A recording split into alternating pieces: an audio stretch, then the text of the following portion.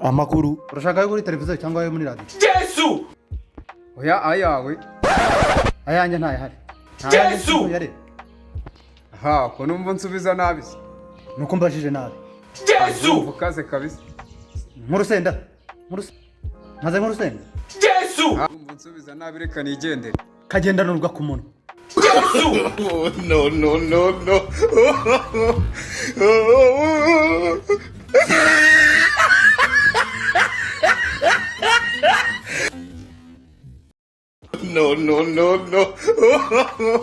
No.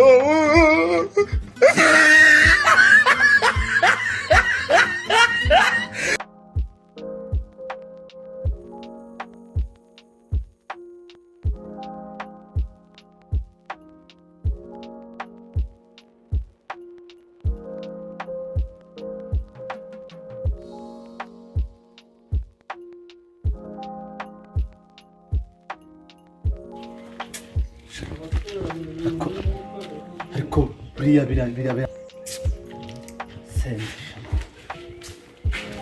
aho ariko buriya azongera uri sabajya ajya he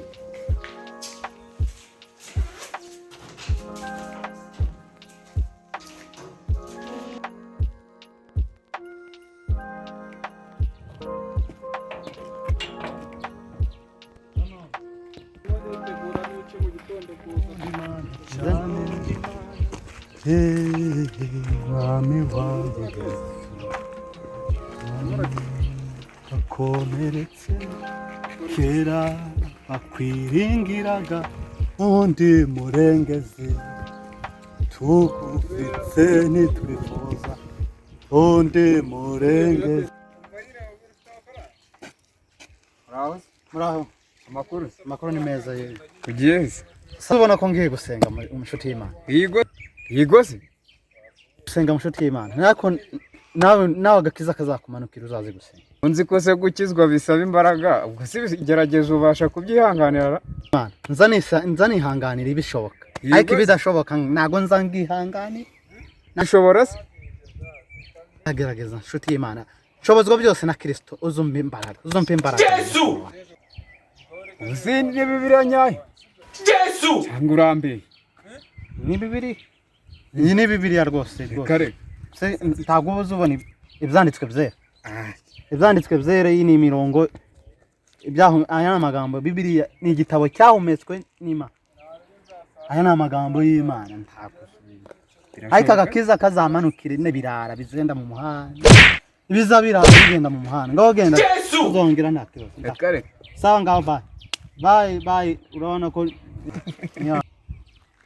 ndone se kandi kuzunkandagira nuko mwisi bimeranye none ko uzunkandagira ubishaka uri kuroza nkunkandagira ubishaka ubwo nuko biri nyine mwisi none ariko abantu b'Imana muza mubasuzugura aho iki kintu ni cyasazera Yesu! kuki muza musuzugura abantu wasaze kabisa ntago nasaze muza musuzugura abantu b'Imana urabona kirakira urabeho nako kushika abantu muza musuzugura abakozi b'Imana reba ukuntu uzunkandagira ngiye mu nzu y'Imana gusa uramaze Yesu!